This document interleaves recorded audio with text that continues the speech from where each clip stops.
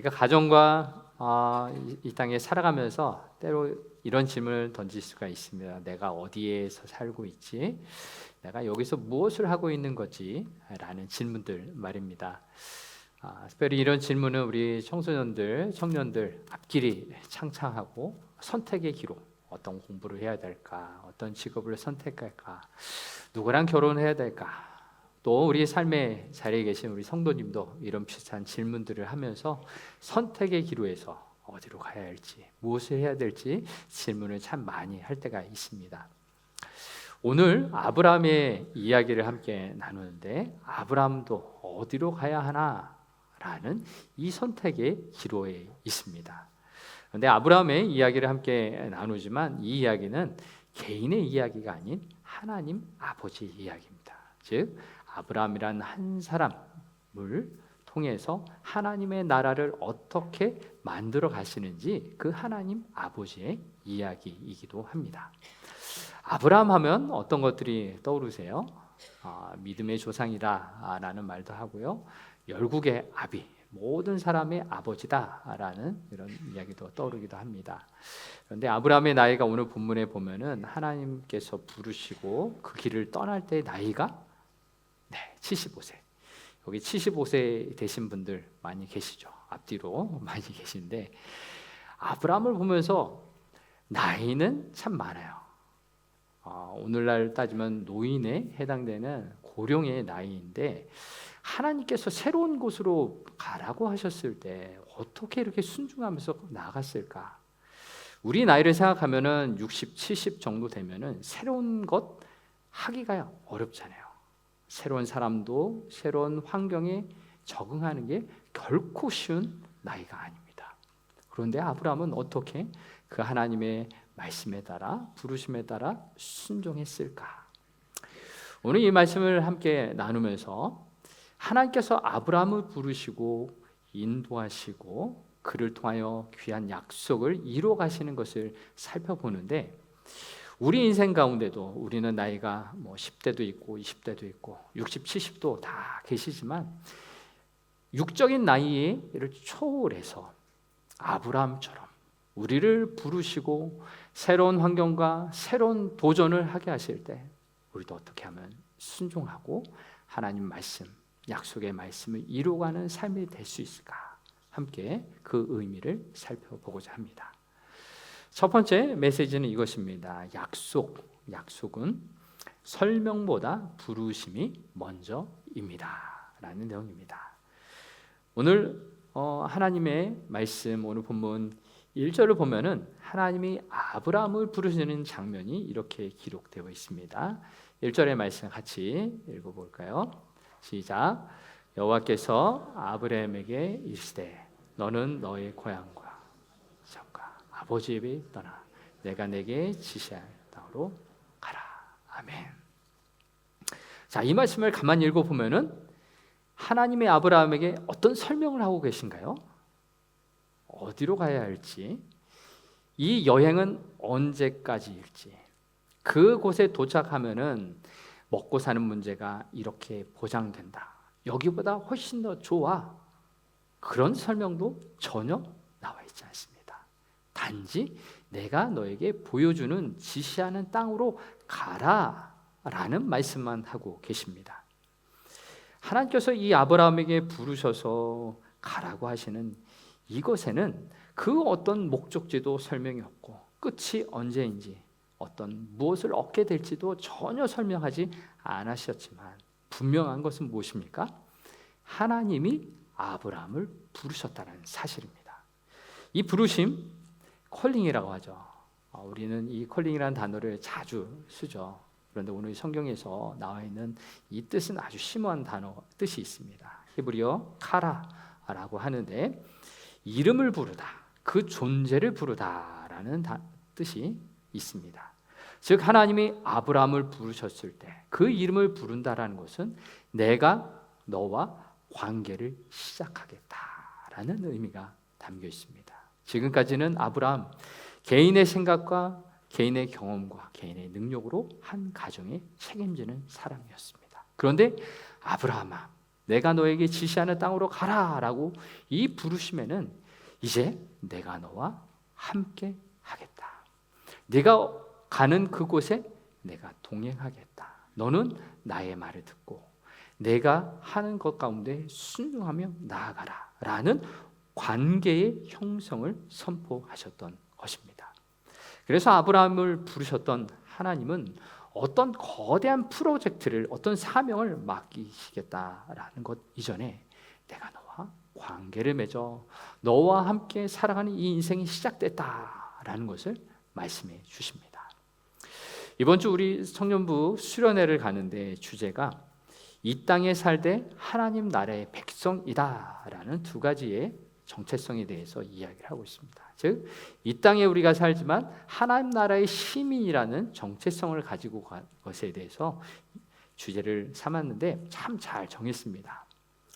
우리는 내가 누구인가, 나는 어떤 사람으로 살아가는가, 이 정체성을 생각할 때 우리는 내 안에서 내가 잘하는 것, 내가 즐겁게 하는 것 찾고자 합니다. 그래서 우리 청소년들에게 너 커서 무엇 하고 싶니? 라고 물어보면 잘하는 것, 즐거워하는 것, 그런 가운데서 직업을 선택하고 공부를 선택하고 그러지 않습니까? 그런데 더 정확하게 말하면 이 정체성이라는 것은 나의 직업을 말하는 것이 아닙니다. 내가 누구인가를 찾는 것인데 그것은 나로부터 찾을 수 있는 것이 아니라 하나님 안에서 나는 누구인가를 찾아야 하는 거죠.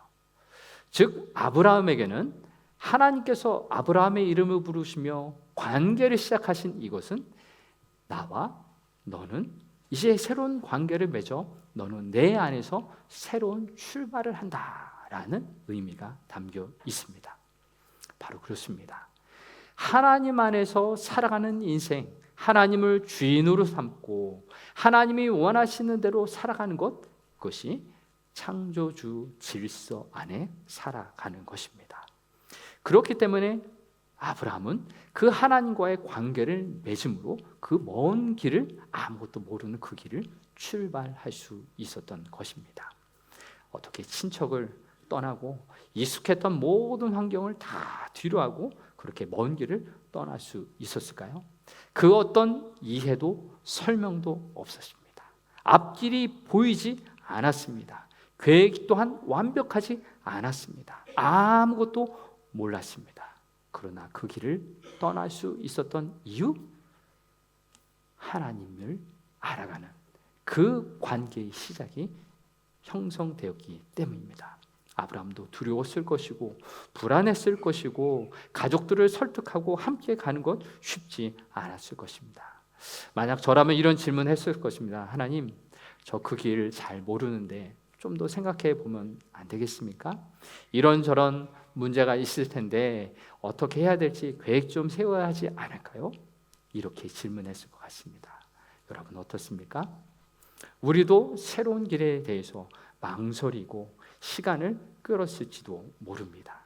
그런데 아브라함에게 있었던 것, 그것은 하나님을 바라보는 믿음이 있었습니다. 믿음에 대해서 디트리트 본 헤퍼, 독일의 신학자 목사님은 이런 말을 했습니다.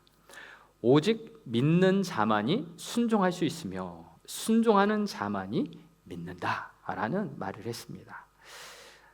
아브라함, 하나님과의 관계가 시작되어서 하나님을 믿는 마음으로 순종하며 그 길을 나아갑니다. 그리고 순종함을 통하여서 그 믿음이 더 완전해지는 것을 경험하는 것이죠.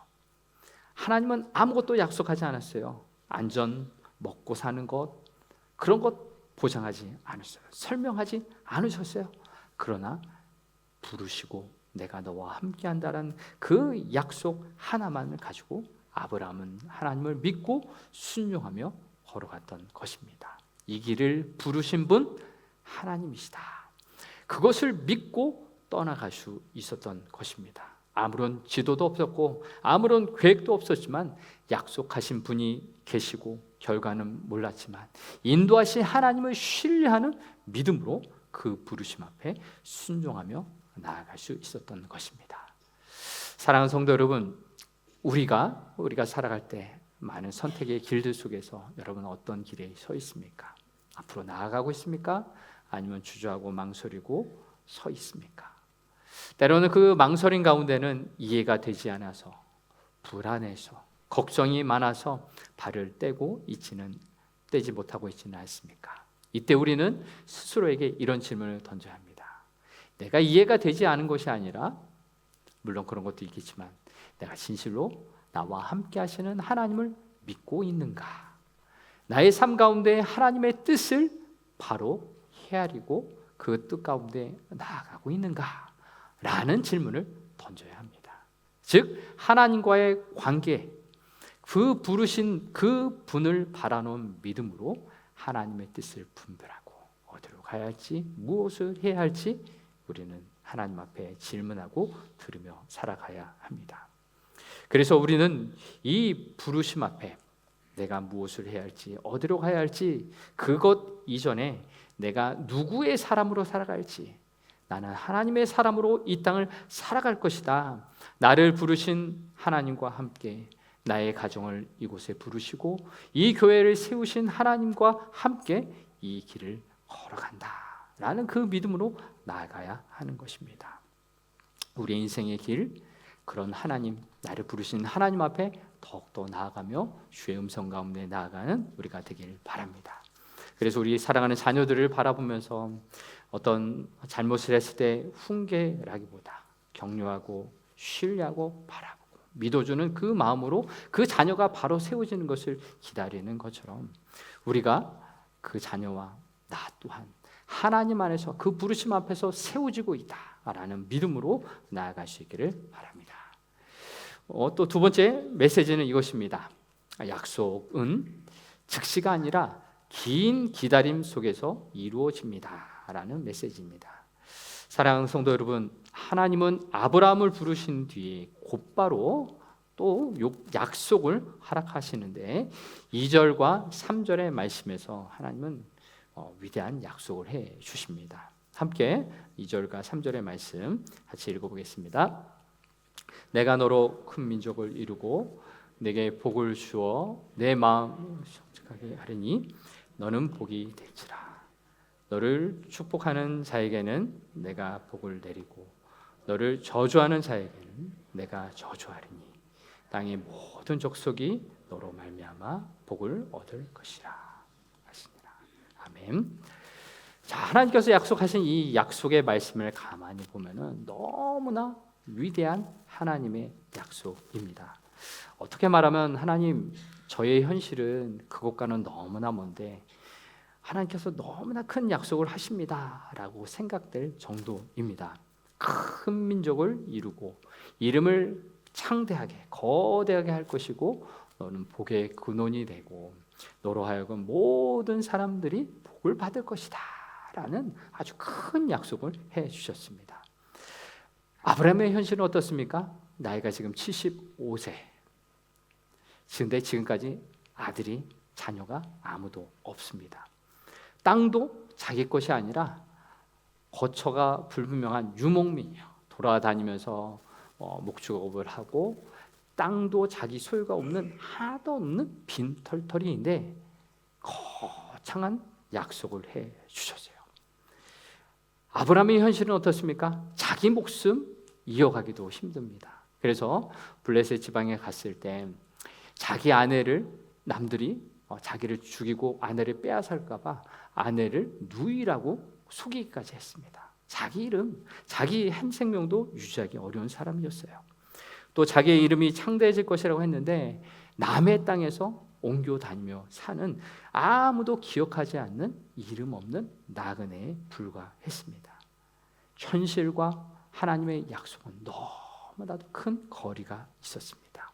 그런데 우리는 이 성경을 읽으며 이 약속과 현실이 거리가 먼 것에는 큰 의미가 담겨 있는 것을 발견합니다. 그 의미는 무엇이냐? 약속과 현실이 멀수록 그곳에는 믿음이 자라는 자리이다라는 것입니다. 저는 이 대목을 묵상하면서 하나님은 참 위대하시다라고 감탄할 수밖에 없습니다. 나의 현실은, 우리의 현실은 여기인데 하나님의 약속은 아주 커요. 위대하신 하나님께서 이 모든 일을 이루어 가신다라는 것을 믿음의 눈으로 바라볼 때 정말 하나님 위대하시구나, 놀라우신 분이시구나, 약한 자를 들어 사용하시는구나 라는 것을 알 수밖에 없습니다. 그렇습니다. 아브라함에게 아직 이루어지지 않은 현실, 그래서 기다릴 수밖에 없고 언제 이루어질지 모르는 이 인내의 시간은 믿음의 실패의 자리가 아닙니다. 오히려 믿음이 성장하는 자리입니다. 우리는 때때로 불평합니다. 약속이 이루어지지 않습니다. 아무리 기도해도 아무런 일도 일어나지 않습니다. 하나님 빨리 이루어져야 하는 것 아닙니까? 그렇게 이야기하지만 오늘 본문의 이 아브라함의 인생을 통해 볼 때 하나님의 약속은 즉시가 아니라 기다림의 긴 시간을 통해서 하나님이 이루어 가신다라는 것을 알 수가 있습니다. 하루 이틀, 한 달, 두 달, 1년, 2년, 10년, 20년을 통해서 하나님은 그를 통해 믿음의 훈련을 하고 계셨던 것입니다. 아들 이삭 약속의 자녀를 얻기까지 15년이라는 시간이 걸렸고요. 그 기간 속에 실수하고 넘어짐이 연속이었습니다. 아내를 통해서 아이가 나오지 않자 여종 하가를 통해서 몸종을 통해서 다른 아들을 낳았고, 아내의 경수 생산하는 능력이 끊어지는 그런 어려움도 겪습니다. 정말로 이 어려움이 하나하나 다가올 때 아브라함은 여러 번 흔들렸고 실수했고 자기의 방식대로 인간의 방법을 선택하기도 했습니다. 그런데 중요한 것은 무엇입니까? 아브라함은 실수하고 넘어지지만 하나님은 하나님이 하신 약속을 포기하지 않으셨어요.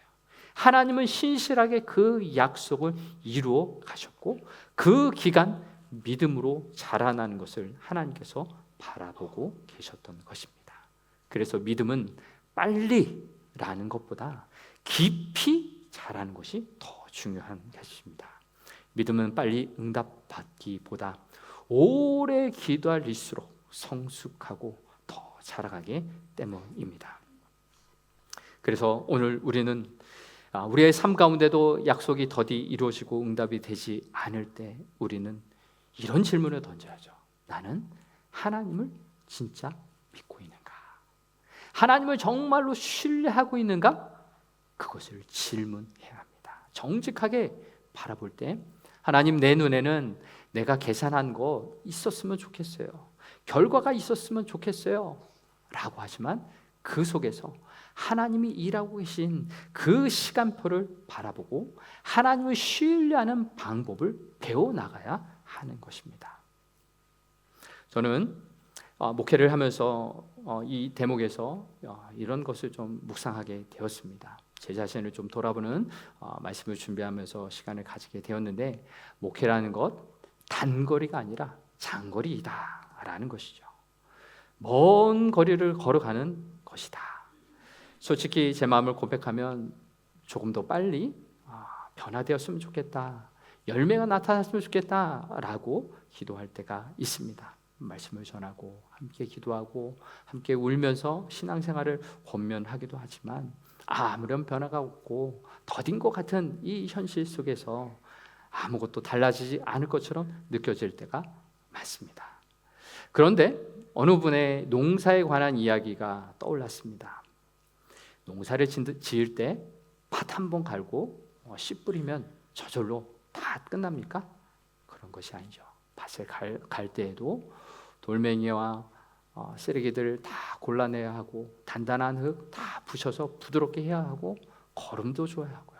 때로는 그 일들을 하면서 더러운 것들 손에 묻히고 온몸도 더러워지고 이런 일도 경험하지만, 그러나 거름을 줘야 하고 노력을 해야 하고 하나님이 자라게 하시는 그 시간을 기다려야 하는 것이죠. 씨를 뿌렸다고 바로 나옵니까? 물을 줘야 하는 거죠. 그래서 비가 오지 않으면 멍하니 하늘을 쳐다봐야 합니다. 또 반대로 어떤 날은 비가 너무 많이 내릴 때도 걱정이 한숨을 지을 때도 있다고 합니다. 그런데 초보 농부는 아무런 변화도 없고 자라난 것이 않을 그때 이런 실망감의 목소리를 합니다. 아무런 변화가 없어. 이 밭은 쓸모없는 거 아니야? 뭔가 잘못된 거 아니야? 이런 생각을 합니다. 그러나 베테랑 농부는 이렇게 생각합니다. 지금 이 시간 뿌리가 자라나고 있어. 아무런 싹도 올라오고 있지 않지만 그 보이지 않는 그 땅밑 속에서, 암흑 속에서 생명이 자라고 있어 라는 것을 알고 있는 것이죠. 중요한 것은 무엇입니까? 항상 중요한 것은 보이지 않는 곳에서 변화가 먼저 일어난다는 것입니다. 우리의 신앙도 마찬가지입니다. 내가 신앙생활 이렇게 교회에 나오고 봉사도 하고 뭣도 하고 그러지만 힘든 일 많이 있잖아요. 자라나는 것 같지 않고 마음도 실망하고 신앙생활 그만하고 싶어 라는 마음도 들 때가 많이 있습니다. 그러나 내가 잘하는 것보다, 내가 잘하기를 바라는 그 소망보다 우리 하나님이 내게 관심을 주시고 나의 영혼에 사랑을 부어주시고 내가 성장하기를 바라고 계시다라는 것을 바라봐야 합니다. 이것이 믿음이죠. 보이지 않는 이 세상 가운데 하나님은 일하고 계셔서 하나님의 방법과 때로 일하시는 것을 바라봐야 하는 것입니다. 그래서 농부는 이 식물들이 자라는 것을 내가 통제는 할 수 없어도 내가 오늘 할 수 있는 것에는 최선을 다하자라는 것입니다. 우리의 현실은 그렇습니다. 막막해 보이고 변하지 않는 이 세상 가운데 그러나 실망하지 않고 여전히 밭을 갈아야 하고요. 여전히 눈물을 흘리며 씨를 뿌려야 합니다. 여전히 열심히 내가 해야 할 부분을 해야 합니다.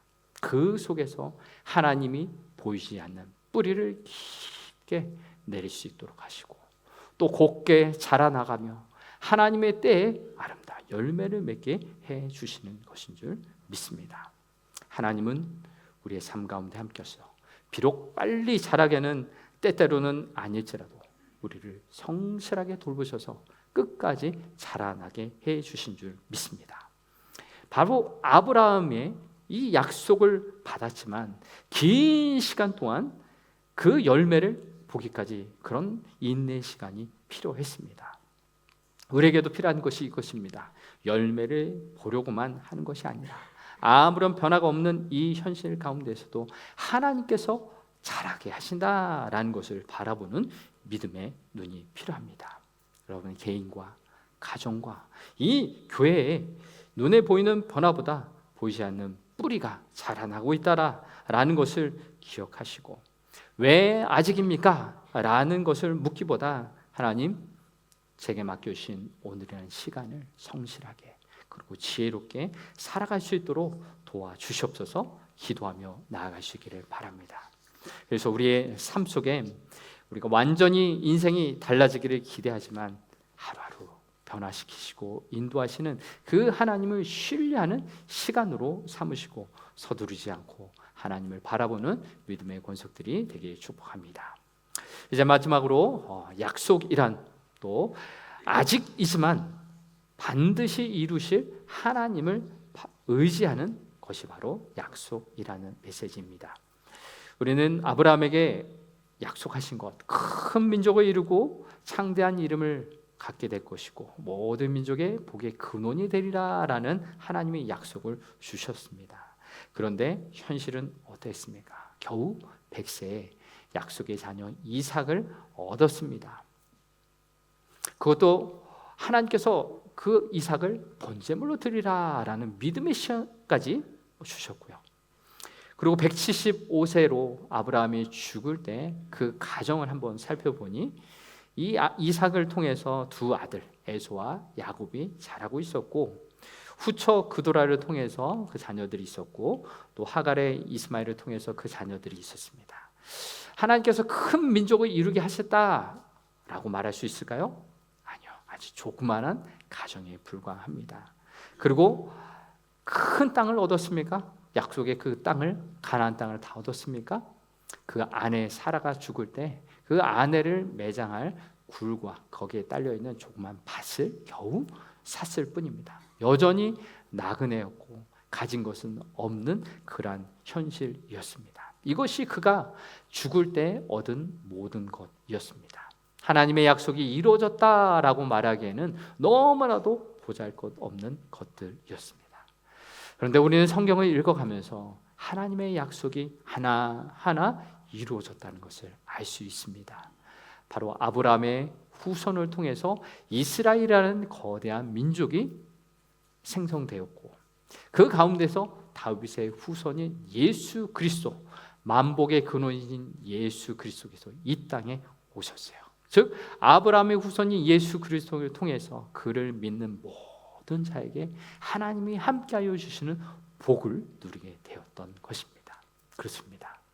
아브라함에게 약속하셨던 복의 근원이 되리라라는 말씀은 바로 오늘날 예수를 믿는 우리에게도 해당되는 놀라운 복이 이루어가고 있다는 것을 알 수가 있습니다.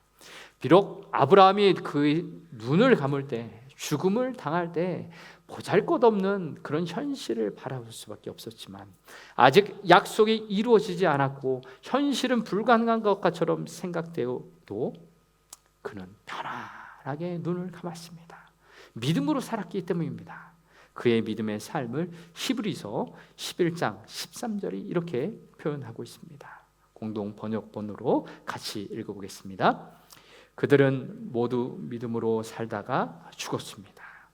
약속받은 것을 얻지는 못했으나 그것을 멀리서 바라보고 기뻐했으며 이 지상에서는 자기들이 타양 사람이며 나그네에 불과하다는 것을 인정했습니다. 아멘. 아브라함은 믿음으로 살다가 편안하게 눈을 감았습니다. 비록 약속한 것이 다 이루어지는 것을 바라보지 못했지만 멀리서 바라보고 기뻐했다. 이것이 바로 믿음을 가지고 편안히 눈을 감았던 것을 이야기하고 있습니다.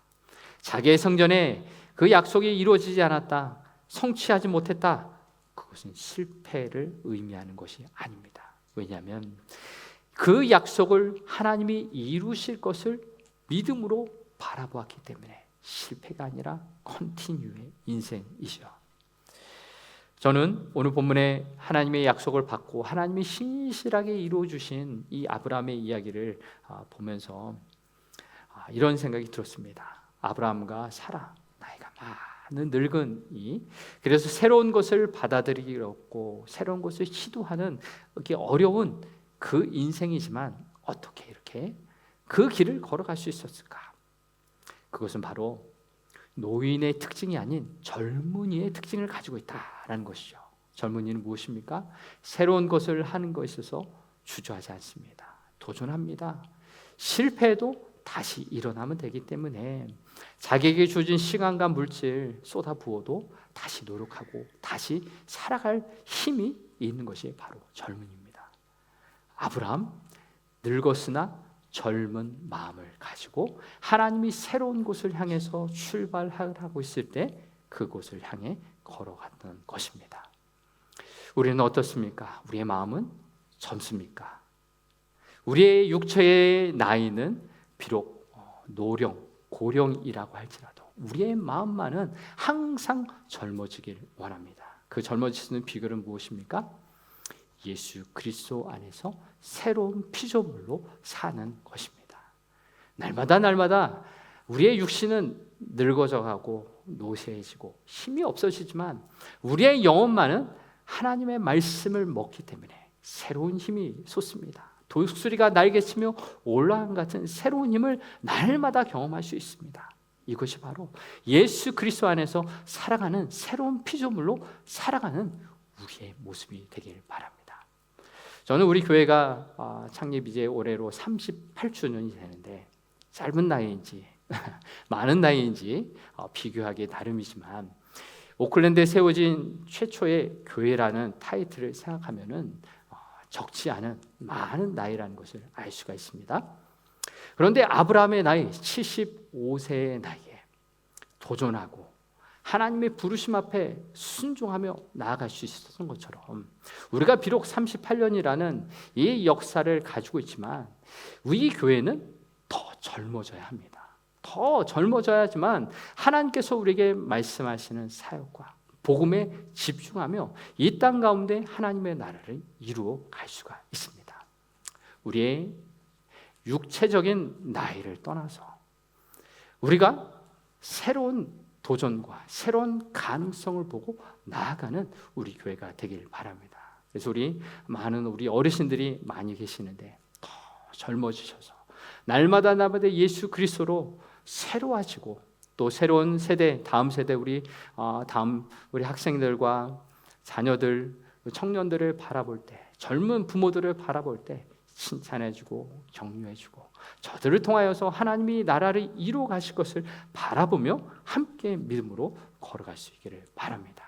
많은 것들을 우리 젊은이들을 후원해 주시고 도와주시고 기도해 주시고 그래서 젊은 세대들이 마음껏 일하고 하나님 나라를 이루어가며 또 어르신들은 함께 마음을 모으고 지갑을 열어주시고 함께 격려해 주시고 칭찬하는 가운데 우리 교회가 더욱더 하나님의 나라의 일을 감당할 수 있도록 마음과 뜻을 모으기를 주의 이름으로 축복합니다.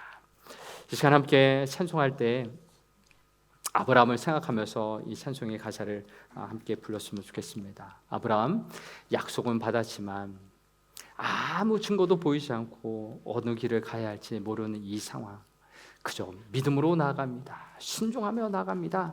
그 아브라함의 인생처럼 나의 인생도 순종함으로 믿음으로 나아가길 소망합니다.